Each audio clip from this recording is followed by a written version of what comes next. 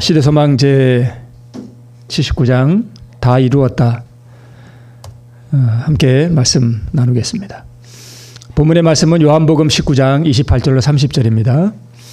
이후에 예수께서 이 모든 일이 이미 이룬 줄 아시고 성경으로 응하게 하려 하사 가라사대 내가 목마르다 하시니 거기 신 포도주가 가득히 담긴 그릇이 있는지라. 사람들이 신 포도주를 머금은 해용을 유술초에 메어 예수의 입에 대니 예수께서 신 포도주를 받으신 후 가라사대 다 이루었다 하시고 머리를 숙이시고 영혼이 돌아가시니라.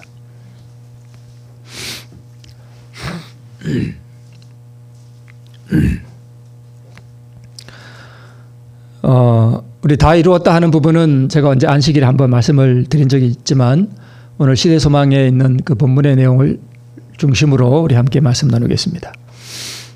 자, 우리 왼쪽에 있는 그림은 우리 루스벨을 이렇게 그림으로 그린 것인데 실제 루스벨이 이렇지는 않겠죠. 아주 광명한 천사의 모습입니다.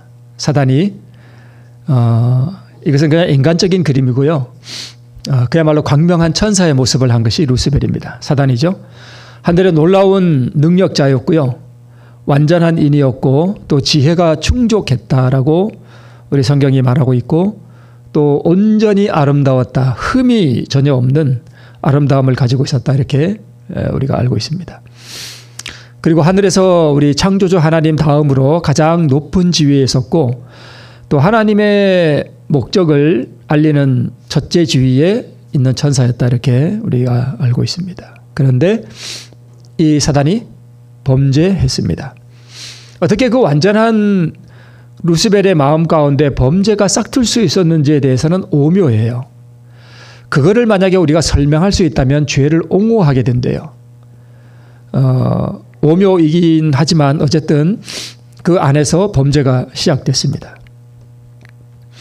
그런데 이 루스벨이 하늘에서 반역을 할 때에 항상 자기의 동조자를 모으잖아요. 근데 철저하게 자기의 그 속을 숨긴 가면을 쓰고 하늘 정부에 반역해서 하늘 천사들을 이렇게 넘어뜨렸습니다. 그래서 하늘의 천사들과 하늘의 거민들은 이 사단의 진정한 정체에 대해서 분별하기가 상당히 어려웠다라고 우리가 알고 있습니다.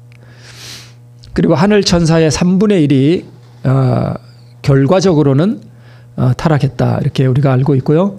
그 다음에 땅으로 내어 쫓겼습니다. 사단이 하늘에서 전쟁이 있은 다음에 땅으로 내어 쫓긴 다음에 완전히 내어 쫓긴 게 아니고 하늘에 왔다 갔다 했어요. 그러니까 하늘에 회의가 있으면 거기 참석하기도 하고 그랬습니다. 그런데 이제 사단이 완전히 하늘로부터 차단된 것이 언제였는가 하면 십자가 사건 때였습니다. 그래서 우리가 욥기서를 보면 하늘에 그 총회가 열렸을 때 사단이 거기 참석하죠. 그래서 십자가 사건 전까지는 하늘을 왔다 갔다 다녔습니다. 그래서 그 총회에 왜 참석했는가 하면 지구의 대표로 참석한 거예요.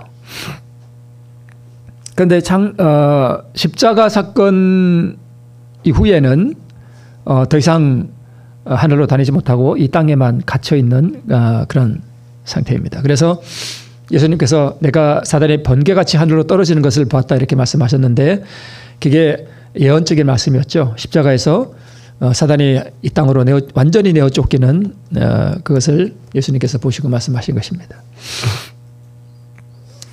우리 하나님께서는요, 죄가 세상에 들어올 것을 아셨고 그 다음에 죄가 빚어낸 이 비참한 결과를 우주 거민들도 알아야 할 것을 하나님께서 아셨습니다. 그래서 두 번 다시 죄가 존재하지 말아야 할 것도 우리 하나님께서는 아셨다라고 우리 시대소망이 기록하고 있습니다.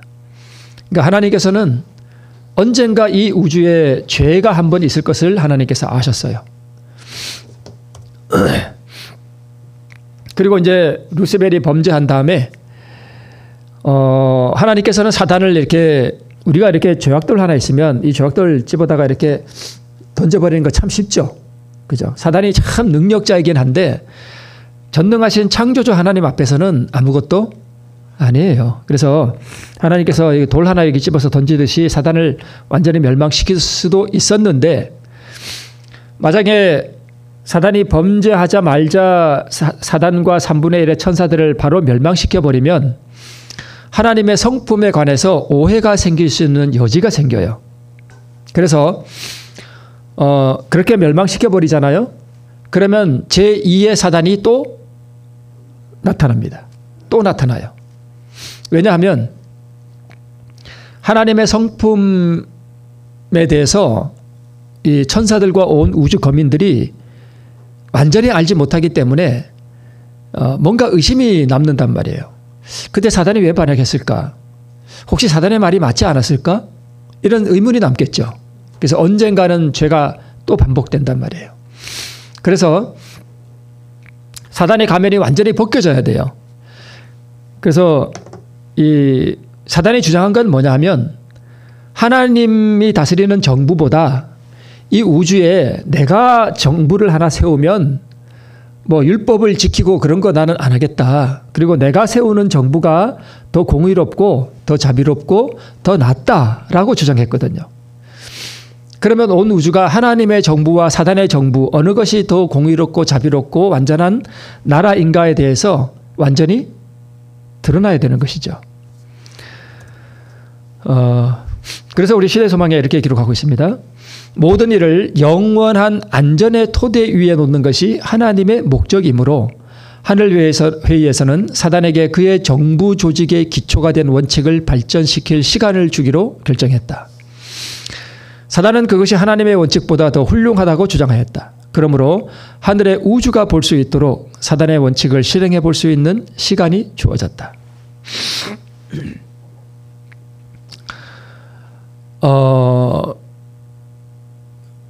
우리가 속해 있는 이 은하가, 이 은하를 빛의 속도로 벗어나는데도 10만 년이라는 시간이 걸려요. 정말 너무너무 까마득한 시간입니다. 우리 은하를 벗어나는데도. 근데 우리 은하 안에 태양이 뭐 학자들이 말에 의하면 그냥 한 2,000억 개 정도 있거든요. 태양만. 근데 이 2,000억 개가 흩어져 있는 이 별들을 10만 년 동안 빛의 속도로 벗어났잖아요. 벗어나서 멀리 우주에 나가서 보면 우리가 속해 있는 이 은하가 뭐처럼 보일까요? 그냥 먼지처럼 보여요. 아주 광활한 공간 안에 작은 먼지처럼 보여요.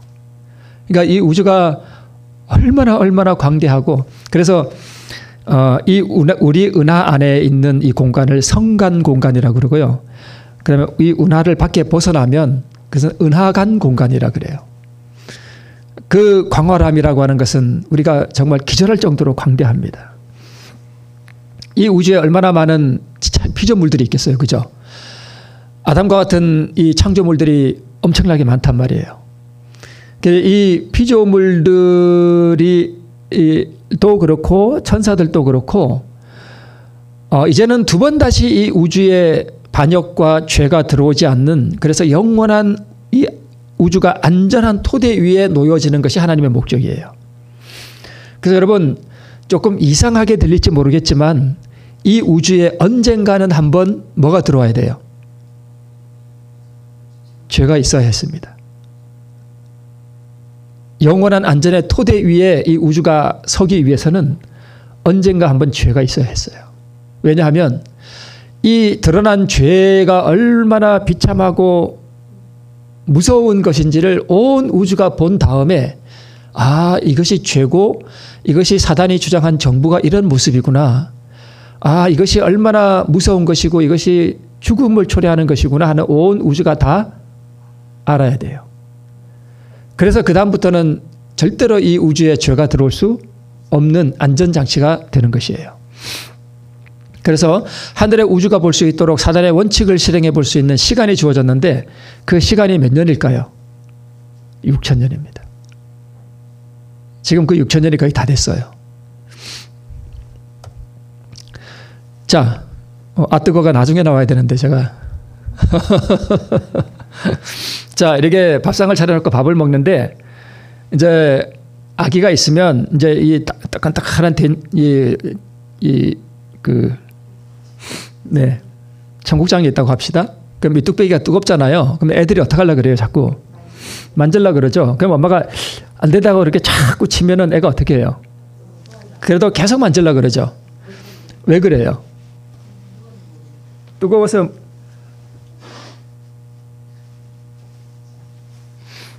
죄송합니다. 제가 약간 비염기가 생겨서 자, 그러면 이 아이가 두 번 다시 이 뚝배기에 손을 안 대게 하려면 어떻게 하면 될까요? 뜨거운 맛을 봐야 됩니다. 그래서 애 손을 잡아다가 살짝 뚝배기 뜨거운 데다 살짝 대면 애가 어떻게 해요? 으악 하고 울죠. 그러면 그 다음부터는 갖다가 만지라 그래도 안 만집니다. 절대 안 만집니다. 제가 이런 거예요. 그래서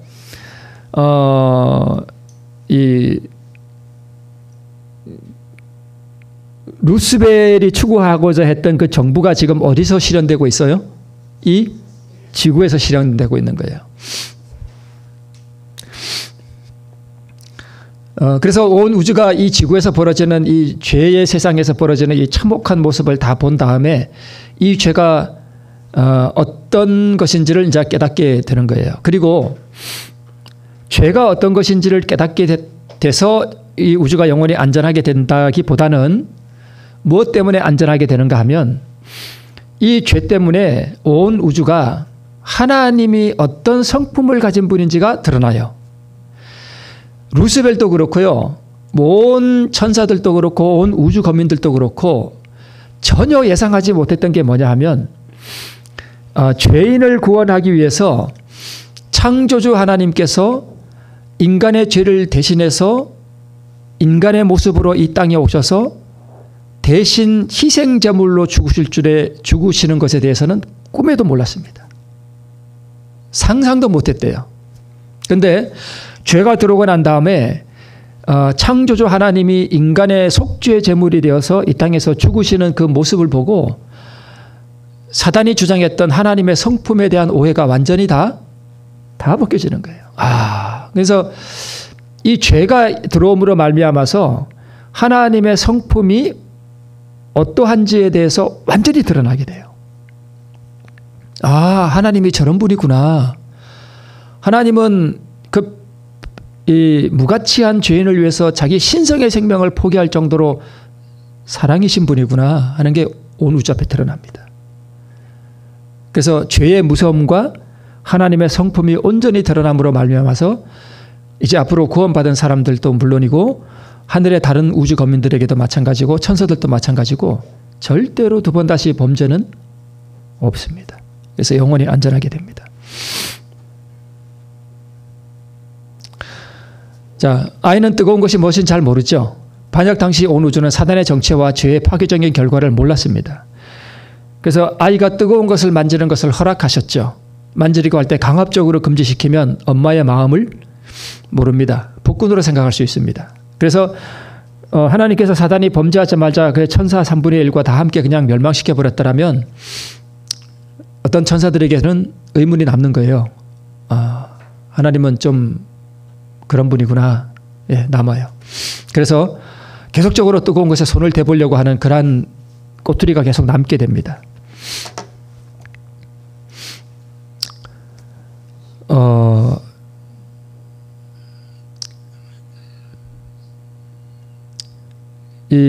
이분이 이제 시골 의사로 유명한 박경철이라는 의사인데요. 이분이 실제 겪었던 일인데 제가 언제 한번 말씀드린 것 같아요. 처음 여기 왔을 때.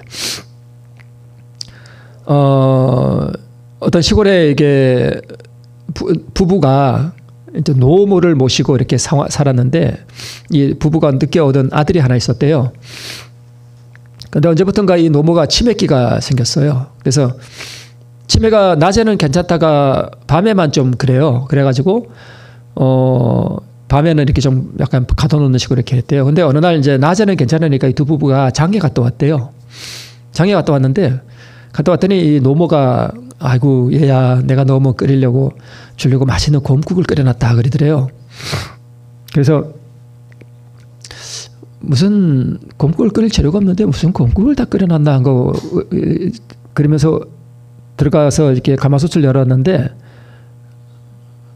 거기 그 아들이 들어있더래요. 끓어가지고 푹 삶아진 아들이 실제 있었던 일이에요.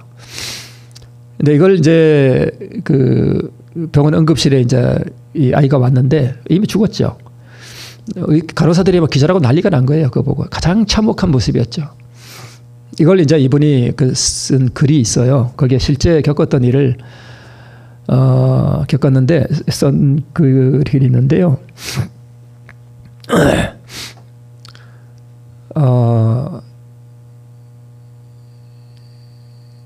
성경에 보면 이 죄인들을 아버지를 알아보지 못하는, 그러니까 제가 치매에 대해서 한번 설교한 적이 있는데 이 치매 걸린 죄인들이 바로 우리예요.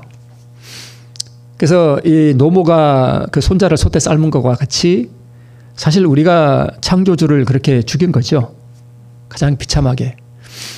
그래서 사단이 이 만든 이 정부가 무엇을 초래했는지, 가장 사랑하는 사람을 가장 고통스럽게 죽게 한 것이 죄라는 사실을 온 우주가 보게 된 다음에는 그래서 영원히 이 우주가 안전해지는 것입니다. 사단이 인류를 끓는 물속에 던져버렸죠. 인류가 사망했고요. 그리스도께서 끓는 물속으로 스스로 들어오셨고 인류가 다시 사는 길을 그분이 우리를 속죄의 제물로 죽으심으로 이것을 여셨고 죄가 빚어낸 참상을 온 우주가 지금 목격하고 있는 중입니다. 그래서 온 하늘과 타락하지 않은 우주의 거민들은 6,000년간 선과 악의 대쟁투를 큰 흥미를 가지고 그것을 목격하고 최후의 장면까지 지금 따라가고 있습니다.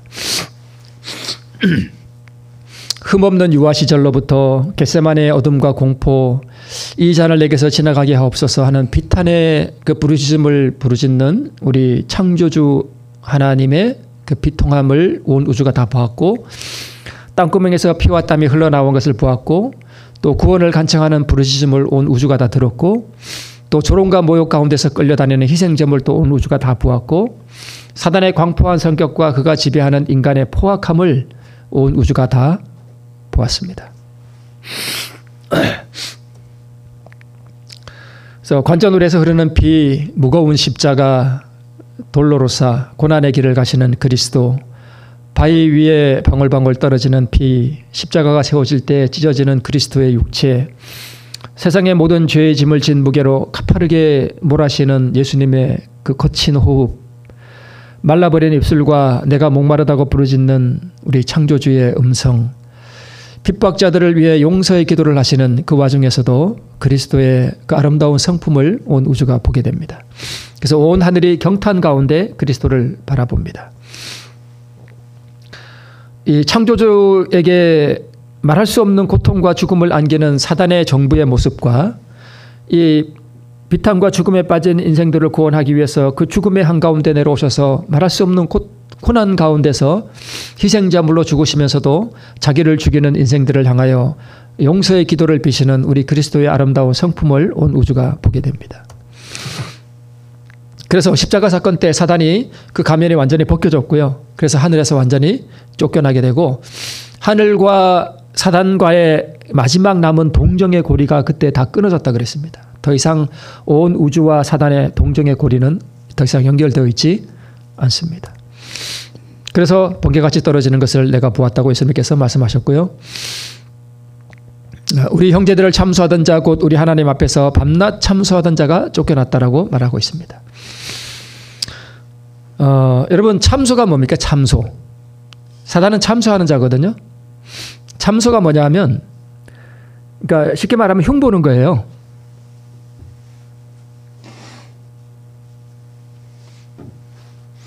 흉보는 거.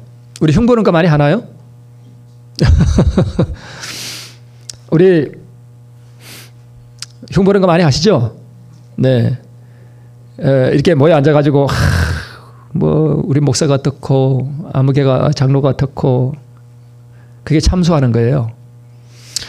그래서 여러분 절대 네, 저도 참 그런 게 이렇게 나올 때가 있어요. 뭐 저는 안 그러니까 그런 뭐 여러분에게 뭐 훈계하듯이 제가 드리는 말씀은 아니고요. 인간에게 참 이게 재밌거든요. 참선이 얼마나 재밌는지 몰라요. 그리고 그런 얘기 듣는 것도 참 재밌어요. 왜 재밌을까요? 우리 안에 뭐가 있어서 그래요? 우리 안에 사단의 본성이 있어서 그래요. 그래서 우리가 만약에 남의 허물을 이야기하고 남 흉보는 말을 할 때 누구의 일을 하는가 하면 사단의 일을 하는 거예요.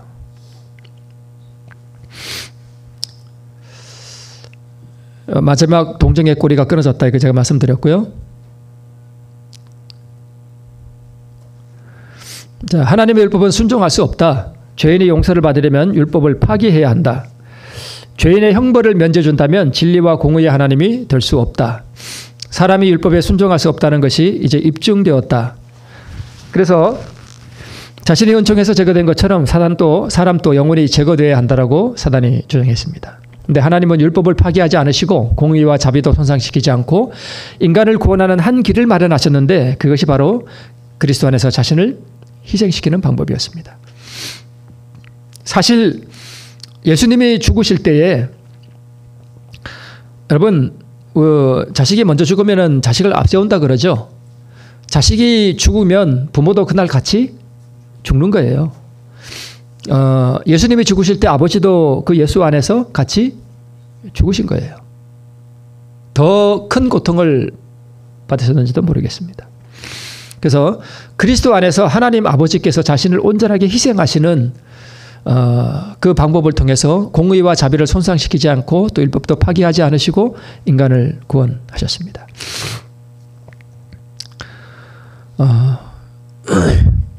율법은 결코 변함이 없으며 인류는 이 교훈을 순종함으로써만 구원을 받을 수 있기 때문에 예수께서 십자가에 달리셨던 것이다. 그리고 이 문제를 놓고 그리스도와 사단 사이에 대정투의 마지막 싸움이 이제 벌어질 것입니다.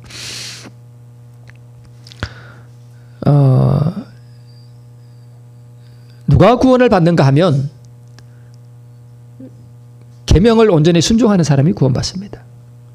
근데 우리가 율법을 지킬 수 없잖아요. 그죠? 우리 힘으로.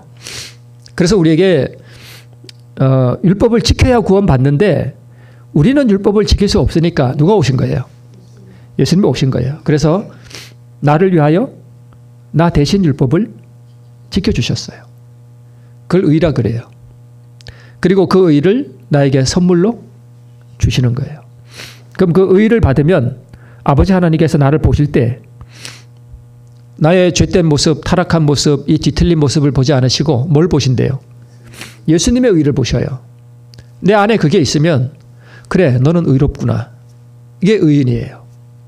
이걸 칭의라 그래요. 그리고 그 의를 받으면 우리는 율법을 지키는 것입니다.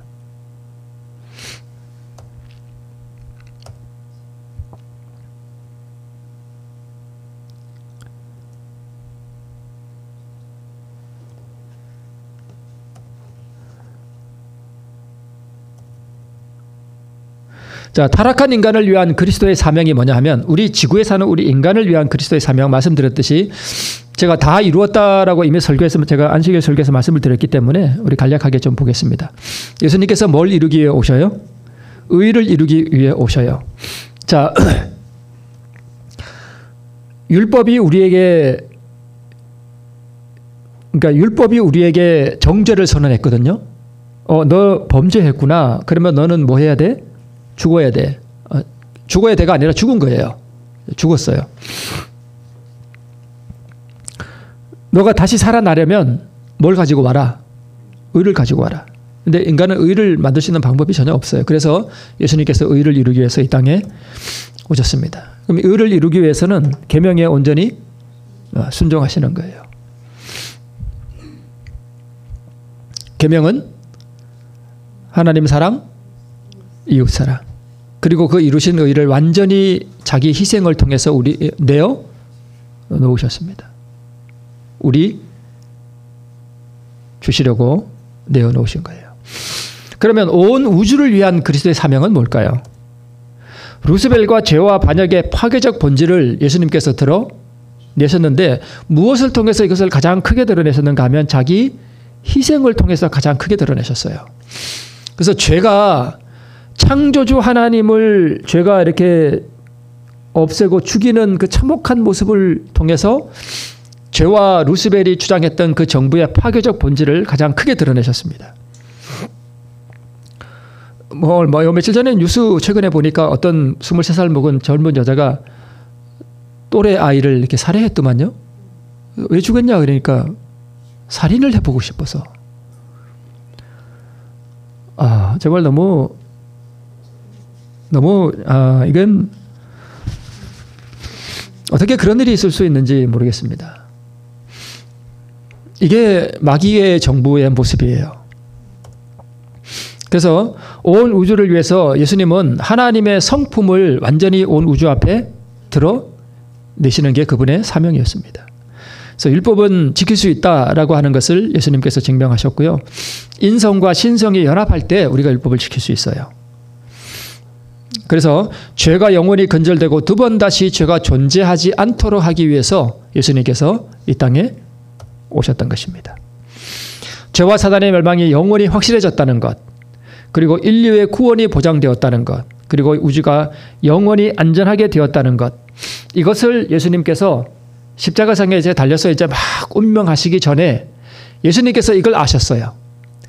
이제 죄와 사단의 멸망이 영원히 어떻게 됐다? 확실해졌다. 그 다음에 인류를 구원하는 일이 완전히 보장이 되었다. 그리고 이 우주가 이제 두 번 다시 죄가 들어오지 않는 영원하게 안전한 완전한 평화와 완전한 환희와 그 거룩함만이 존재하는 이 우주가 영원한 세월을 두고 이제 앞으로 펼쳐질 것에 대해서 예수님께서 아셨습니다. 이것을 예수님께서 다 내다보시면서 하셨던 말씀이 뭘까요? 다 이루었다예요. 네. 이걸 이루었다는 거예요. 이걸 이루었다. 내가 이루었다는 것입니다. 그리스도 자신은 갈바리에서 이루신 희생의 결과를 충분히 이해하셨다. 그때 누가 이걸 이해했겠습니까? 예수님 외에 아무도 이해 못했습니다. 사단은 어렴풋이 알았습니다. 예수님께서 죽으시는 모습을 보고 이제 나의 종말이 내가 끝났구나. 이제 나는 뭐 해야 되는구나? 죽는구나. 라는 게 사단은 알았어요. 근데 지금 왜 이렇게 발악할까요? 어떻게든 만회해 보려고. 그러니까 마귀도 자기 살려고 그러는 거예요. 그분은 이 모든 것을 내다보시고 십자가 위에서 다 이루었다고 부르짖으셨다. 이렇게 말씀하셨습니다. 제가 아까 그 시골에서 박경철 씨의 그 치매에 대해서 잠깐 말씀을 드렸는데요. 저도 그렇고요. 사실 우리가 다 영적 치매기가 있어요. 그래서 나를 위해서 우리 아버지께서 이렇게 참혹한 고난 가운데 죽으셨다는 것을 알면서도 이렇게 보면서도 요거로는 되는데 요걸로 잘 안 돼요. 그게 치매예요.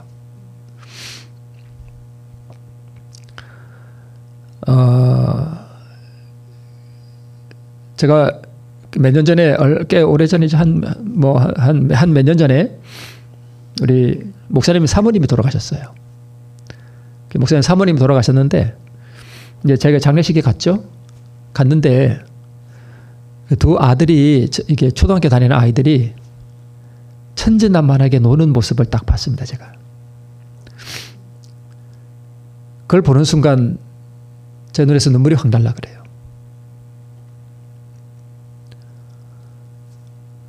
그러니까 그 아이들이 잘못된 게 아니라 아이들이 아직 어리잖아요. 그래서 자기 엄마가 죽었다는 것에 대해서 잘 몰라요. 그게 뭘 의미하는지. 사실 그런 게 우리를 더 슬프게 하잖아요. 그죠? 그런 게 우리를 더 슬프게 해요. 우리가 우리 창조주께서 나를 위해서 자기 영원한 신성의 생명을 포기하는 그 사랑을 우리가 잘 모릅니다. 이해를 못합니다. 그래서 제가 언제 한번 말씀드렸죠.